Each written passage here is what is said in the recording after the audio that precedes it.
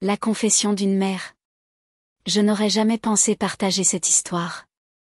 C'est compliqué, douloureux, et c'est quelque chose que je porte seule depuis trop longtemps. Mais peut-être qu'en la racontant, je pourrais y voir plus clair, ou du moins commencer à comprendre.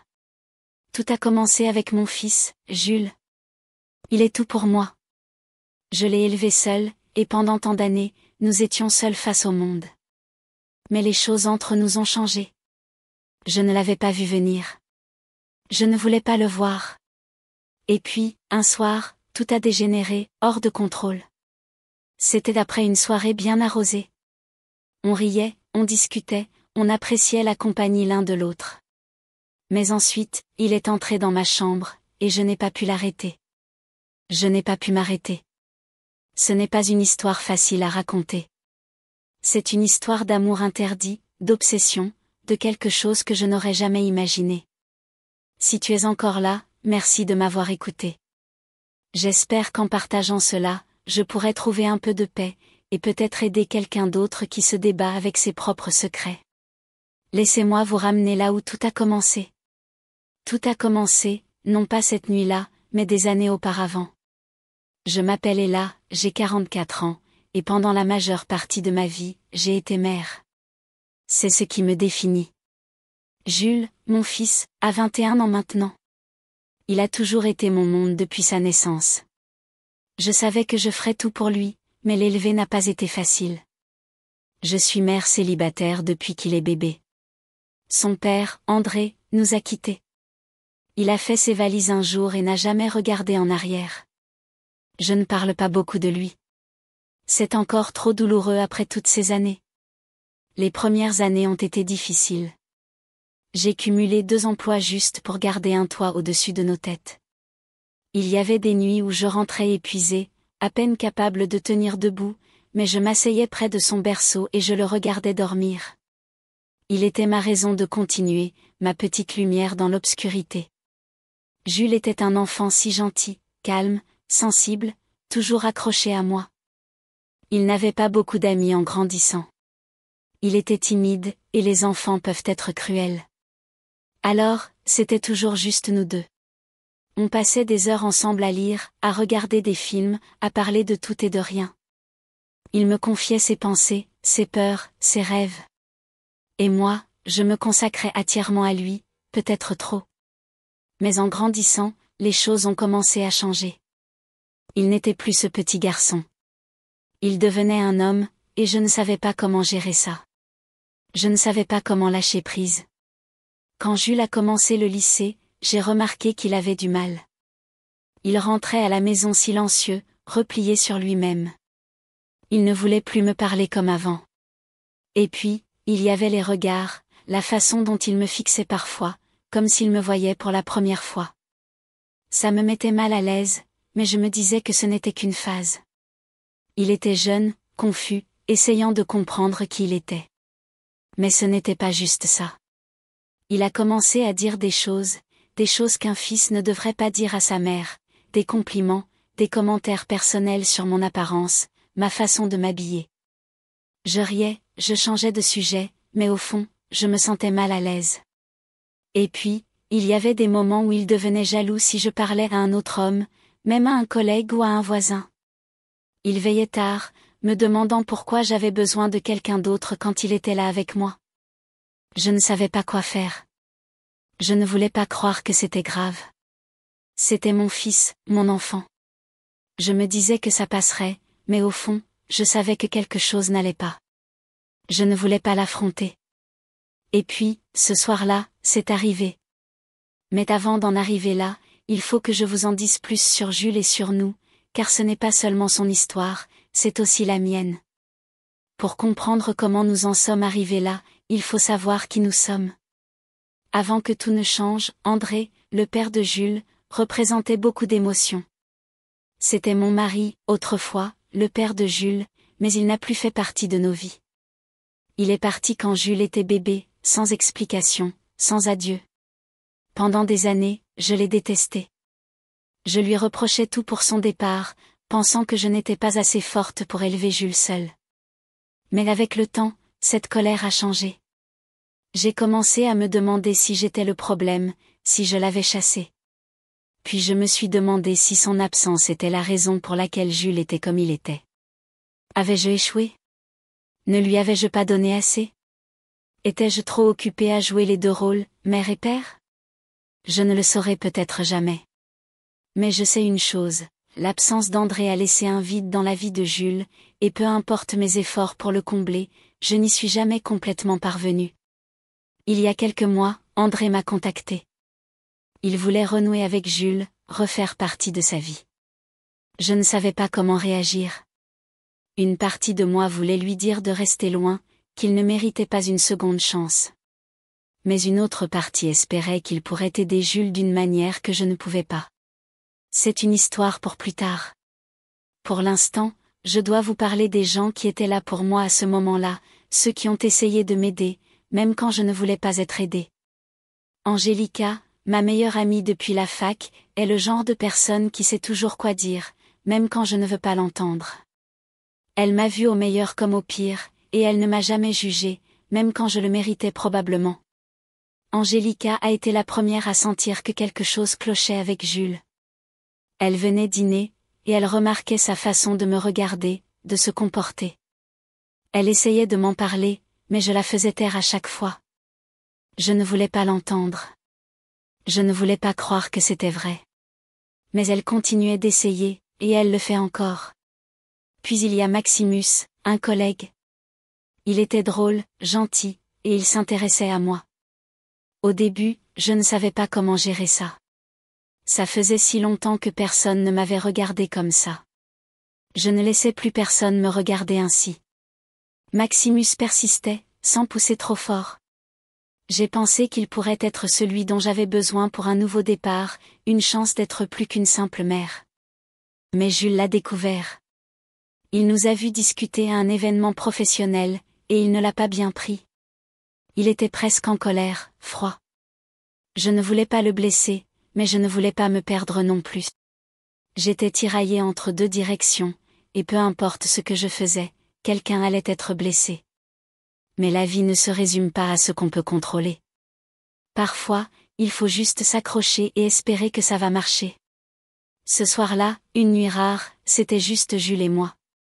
Pendant longtemps, la vie nous avait tenus occupés, le travail, l'école, toutes ces petites choses. Mais ce soir-là, nous avons décidé d'être ensemble, sans distraction, sans responsabilité, juste nous. Nous sommes allés dans un petit restaurant en centre-ville. Ce n'était rien d'extraordinaire, mais c'était parfait. On riait, on discutait de tout et de rien, comme au bon vieux temps. Nous étions redevenus mère et fils, heureux, insouciants. Mais quelque chose changeait. Un léger malaise s'installait. Puis vinrent les verres. Je ne bois pas beaucoup d'habitude, mais ce soir-là, je me suis laissé aller. Jules aussi, peut-être trop. Je voyais le changement en lui au fil de la nuit. Il devenait plus confiant, sa façon de me regarder, de me toucher le bras en riant, était différente. Ce n'était pas la façon dont un fils devrait regarder sa mère. Je me disais que ce n'était rien, juste l'alcool, juste sa jeunesse impulsive. J'en riais, même quand il faisait des blagues inappropriées. Je ne voulais pas croire que c'était autre chose. Je ne voulais pas croire que mon fils pouvait me voir ainsi. Nous sommes rentrés tard. J'étais fatiguée, un peu étourdie par les boissons, mais surtout contente que la nuit ait été bonne, une nuit normale. Je me suis couchée en chemise de nuit, sans trop y prêter attention. J'étais presque endormie quand j'ai entendu le grincement de ma porte. Au début, j'ai cru que je l'imaginais, mais ensuite, j'ai senti une présence dans la pièce, quelqu'un debout, qui me regardait. C'était Jules. Je le savais. Nous vivions seuls tous les deux. Mais je n'ai rien dit, je n'ai pas bougé. J'ai juste attendu. Je ne sais pas ce que j'attendais. Qu'il dise quelque chose, qu'il parte. Mais il ne l'a pas fait. Il s'est approché, je pouvais sentir sa présence au-dessus de moi. Puis il m'a touché, un léger effleurement de sa main contre mon bras. Je me suis figée. Mon esprit me hurlait de l'arrêter, de dire quelque chose. Mais je n'y arrivais pas. J'ai tendu la main et touché doucement la sienne, espérant qu'il réaliserait ce qu'il faisait, qu'il s'arrêterait. Mais il ne l'a pas fait. Au contraire, ses mains sont devenues plus insistantes, plus délibérées, et je ne l'ai pas arrêté. Je ne sais pas pourquoi. Peut-être à cause de l'alcool, peut-être à cause de quelque chose de plus profond, quelque chose que je ne veux même pas admettre. Je l'ai laissé faire. Je me disais que c'était mal, mais je ne pouvais pas m'arrêter. Et puis, c'est arrivé. Je l'ai laissé franchir une ligne que je ne veux pas décrire. Certaines choses sont trop difficiles à dire à voix haute. À ce moment-là, je n'étais pas seulement sa mère, et il n'était pas seulement mon fils. Nous étions autre chose, quelque chose que je ne comprends toujours pas complètement. Quand ce fut fini, il partit sans un mot. Je restai allongée là, fixant le plafond, plus seule que je ne l'avais jamais été. Je n'ai pas pleuré, je n'ai pas crié. J'existais simplement, engourdie, brisée, sachant que rien ne serait plus jamais comme avant. Les mots sont inadéquats pour décrire ce qui s'est passé ensuite, mais je vais essayer, pour mon bien et peut-être pour le vôtre. Jules n'a pas dit un mot après. Son geste parlait pour lui, et moi, je ne l'ai pas arrêté. Je me disais que je devais le faire, que c'était mal, mais à ce moment-là, j'étais paralysée par la culpabilité, la peur, et quelque chose d'autre que je ne comprends toujours pas. Ce n'était pas violent, ce n'était pas forcé, mais ce n'était pas bien. C'était un mélange d'émotions confuses, plaisir, culpabilité, honte, solitude, tout s'entremêlait jusqu'à ce que je ne sache plus où l'un finissait et l'autre commençait. Quand ce fut fini, il partit, et je restai là, à fixer le plafond, plus seule que jamais. La pièce était silencieuse, mais mon esprit hurlait. Il hurlait contre moi pour ce que j'avais fait, ce que j'avais laissé arriver. Je n'arrêtais pas de rejouer la scène dans ma tête, essayant de lui donner un sens, mais il n'y avait aucun sens à trouver. La culpabilité était écrasante. Je me demandais sans cesse pourquoi j'avais laissé faire, pourquoi je ne l'avais pas arrêté. Était-ce l'alcool, la solitude, ou quelque chose de plus profond que j'ignorais depuis des années? Je ne sais pas. Tout ce que je sais, c'est qu'à ce moment-là, j'ai échoué en tant que mère. J'ai trahi Jules. Il n'est pas revenu cette nuit-là. Je ne sais pas où il est allé. Peut-être était-il aussi confus que moi, peut-être avait-il honte, ou peut-être s'en fichait-il. Tout ce que je sais, c'est que lorsque le soleil s'est levé, j'étais toujours allongée là, à fixer le plafond, essayant de comprendre comment tout avait si mal tourné. Les jours qui suivirent furent flous. Je ne pouvais pas regarder Jules. Je ne pouvais même pas être dans la même pièce que lui. Chaque fois que je le voyais, je me rappelais ce qui s'était passé, ce que j'avais laissé se produire. Alors, je l'évitais. Je restais dans ma chambre, je partais tôt au travail, je rentrais tard. Je me disais que nous avions tous les deux besoin d'espace, mais au fond, je savais que je le fuyais, que je fuyais moi-même. Je ne pouvais pas tout garder pour moi éternellement. J'avais besoin de parler à quelqu'un, quelqu'un qui ne me jugerait pas, qui m'écouterait. Alors, j'ai appelé Angélica, ma meilleure amie, la seule personne que je pensais pouvoir comprendre. Je lui ai presque tout raconté, omettant les détails, mais lui en disant assez pour qu'elle sache à quel point j'étais brisée, perdue. Elle était horrifiée, je l'entendais dans sa voix, mais elle n'a pas crié, elle ne m'a pas jugée.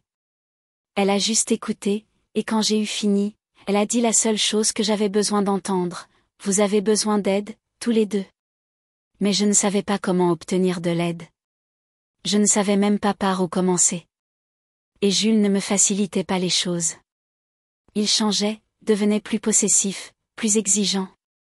Si j'essayais de m'éloigner, il se mettait en colère, m'accusant de l'abandonner, de choisir quelqu'un d'autre plutôt que lui. C'était comme s'il me voulait entièrement pour lui, et il n'acceptait pas un refus. Il a commencé à sécher les cours, à rentrer tard. Je l'entendais revenir au milieu de la nuit, mais je n'ai rien dit. J'avais trop peur de l'affronter, peur de ce qui pourrait arriver si je le faisais. Et puis, André est revenu de nulle part. Après toutes ces années, il m'a contacté, disant qu'il voulait renouer avec Jules, refaire partie de sa vie. J'étais déchirée. Une partie de moi lui en voulait de nous avoir quittés, de m'avoir forcé à élever Jules seul. Mais une autre partie se demandait si son absence était en partie la raison pour laquelle Jules était comme il était. Si une figure paternelle pouvait l'aider, nous aider. Et puis, il y avait Maximus, doux, patient. Il ne savait rien de ce qui s'était passé, bien sûr. Comment aurait-il pu? Mais il sentait que quelque chose n'allait pas. Il n'arrêtait pas de me demander si j'allais bien, si j'avais besoin de parler. Une partie de moi voulait s'appuyer sur lui, trouver le soutien dont j'avais désespérément besoin. Mais je ne pouvais pas. Après ce que j'avais fait, je me sentais indigne, comme si je ne méritais pas sa gentillesse, son amour. J'étais coincée entre le passé et le présent, entre les gens qui avaient besoin de moi et la personne que je devais être. Je ne savais pas comment avancer, ni même si j'en étais capable. Tout a atteint son paroxysme un soir. J'étais dans la cuisine, essayant de me distraire avec n'importe quoi, quand Jules est entré. Son regard était rempli de colère, si intense qu'elle faisait mal, comme une tempête prête à exploser. Et puis, c'est arrivé. Il m'a accusé de choisir les autres plutôt que lui. J'ai essayé de rester calme, de lui expliquer, mais les mots ne venaient pas. Tout ce que je pouvais faire, c'était rester figé tandis qu'il déversait tout ce qu'il avait gardé en lui. Et puis, il a dit la seule chose que je redoutais, « Tu ne m'aimes plus, n'est-ce pas? Tu es comme papa, tu vas me quitter aussi. » C'est là que j'ai craqué. Je ne pouvais plus me retenir. J'ai commencé à pleurer, lui disant à quel point j'étais désolée, à quel point je l'aimais, que je n'avais jamais voulu lui faire de mal. Mais plus je parlais, plus je réalisais à quel point je l'avais laissé tomber. Jules n'a rien dit. Il est resté là, à me fixer, les yeux pleins d'un mélange de colère et de douleur. Puis il s'est retourné pour partir, comme s'il en avait fini, comme s'il abandonnait. Je ne pouvais pas le laisser partir comme ça. Je me suis approchée de lui, le suppliant de rester, de parler, de me pardonner. Mais il s'est éloigné, me regardant comme une étrangère, et a prononcé ces mots qui m'ont anéanti, « Je ne sais plus qui tu es. » À ce moment-là, André est arrivé, sorti de nulle part, comme un miracle pervers. Il essayait de nous joindre depuis des jours, mais j'avais ignoré ses appels. Je ne voulais pas qu'il soit là, qu'il nous voie comme ça. Mais il était là, debout dans l'embrasure de la porte, nous observant comme s'il ne nous reconnaissait pas. Pendant un instant, personne n'a rien dit. La pièce était tendue, étouffante. Puis André parla, d'une voix calme mais avec une pointe d'amertume que je n'avais pas entendue depuis des années. « Que se passe-t-il ici ? Demanda-t-il. Et le barrage céda.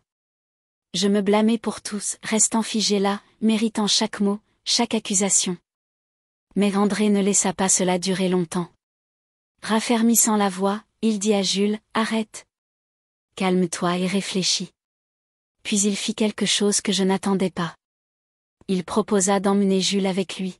« Vous avez tous les deux besoin d'espace, dit-il. Il est temps de comprendre, de guérir. » Je ne savais pas quoi dire. Une partie de moi voulait refuser, garder Jules près de moi, le protéger. Mais je savais qu'André avait raison. Nous avions besoin d'espace, de temps. Et peut-être que Jules avait besoin de son père. C'était peut-être le seul moyen pour nous de guérir. Jules ne dit pas grand-chose. Il hocha la tête, détourna le regard et partit avec André. Après leur départ, j'étais vide, comme si une partie de moi avait été arrachée. Mais dans ce vide, j'ai trouvé quelque chose que je n'avais pas eu depuis longtemps, la clarté. Je savais que je ne pouvais plus continuer comme avant, fuir ma culpabilité, ma douleur, mes erreurs. J'ai commencé une thérapie. Ce n'était pas facile de parler de ce que j'avais fait, des choix qui m'avaient façonné, mais c'était aussi l'une des choses les plus importantes que j'ai jamais faites. Mon thérapeute m'a aidé à voir des choses que j'avais ignorées, ma solitude, mon incapacité à lâcher prise, la façon dont j'avais laissé ma culpabilité me définir. J'ai commencé à me reconstruire. J'ai aussi renoué avec Maximus. Ce n'était pas facile, je me sentais indigne, mais il m'a écouté, il a compris, et cela m'a rappelé que j'étais plus que mes erreurs. Je méritais d'être heureuse, d'être aimée. C'est encore un travail en cours, mais pour la première fois depuis longtemps, j'avance. Jules est avec André maintenant. Ce n'est pas parfait, mais ils essaient de se comprendre. André fait des efforts, et Jules suit une thérapie, travaillant sur sa propre douleur et sa confusion. Ça va prendre du temps, mais il y a de l'espoir. Et pour l'instant, ça suffit. Ce n'est pas une histoire avec une fin heureuse. C'est compliqué, douloureux, mais c'est réel, et c'est peut-être le plus important. La vie n'est pas toujours propre, pas toujours juste, mais se battre pour soi vaut toujours la peine. On fait des erreurs, mais on peut aussi apprendre, grandir, et parfois, les réparer. Vous êtes arrivé jusqu'ici.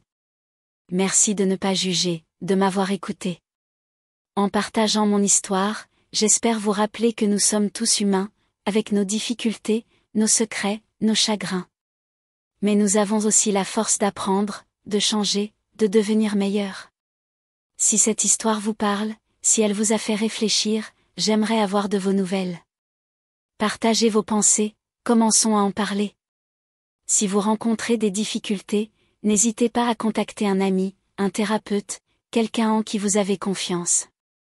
Vous n'avez pas à traverser cette épreuve seul. Merci d'être là, de m'avoir écouté, de m'avoir permis de dire ma vérité. Si vous voulez entendre d'autres histoires comme celle-ci, abonnez-vous. Prenez soin de vous, soyez bienveillants envers vous-même, car la guérison commence avec vous.